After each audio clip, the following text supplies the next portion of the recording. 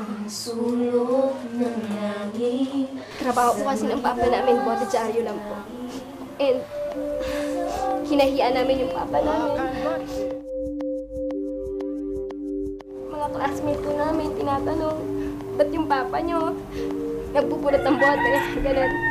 Na-realize po namin na mas dapat namin galing ang magkakapatid. Kasi po, dito po kami kumukuha ng lakas pag nakikita po namin naghihirap yung papa namin. Nasa Tuguegarao po kami noon. Hindi po namin alam kung paano po kami uwi dito sa Manila. Kaya kumanta po kami sa sabungan. Yun na po yung paraan na naisip namin. Tuwa po sila sa amin. Tapos nag-aagis po sila ng mga pera na parang hindi po namin yun makalimutan. The 1 million peso Fam Jam. Habang nanonood po ako ng TV, Nalaman po namin na may singing contest. natuwa po ako at nagkaroon ng bagong pag-asa. Nang biglang may dumapong ibon sa ibabaw ng TV. Kinuha po.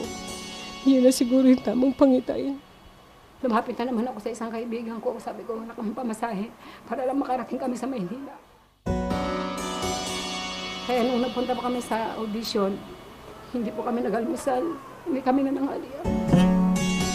Dito ko sinusulat kung in kayo or out. Okay kayo sa akin. Safe Family, the Cercado Sisters. Cercado Sisters. Cercado Sisters. Cercado Sisters.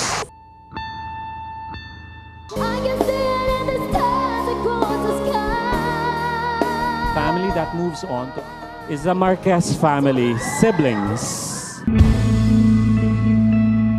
Yung gabi po nung natalo po kami, parang gumuho po yung mundo. Parang wala nang pag-asa. Pero okay na po. Sobra pong sakit nun sa amin magkakapatid. Pero alam po namin sa puso namin na hindi po yun yung katapusan, kundi yun pa lamang po yung simula.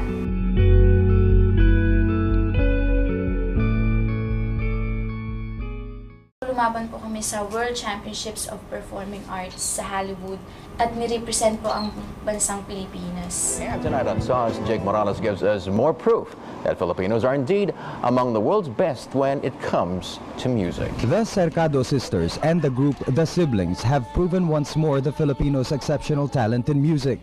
Ako po ang inyong kapuso, Jessica Soho. Mga kabataang Pilipinong wagi sa international biritan. Nakuha ng Cercado Sisters ang World Star Grand Championship Honors, ang pinakamataas na award sa Talent Olympics dahil sa 16 na gintong medalyang nakuha nila sa Junior Division. Sila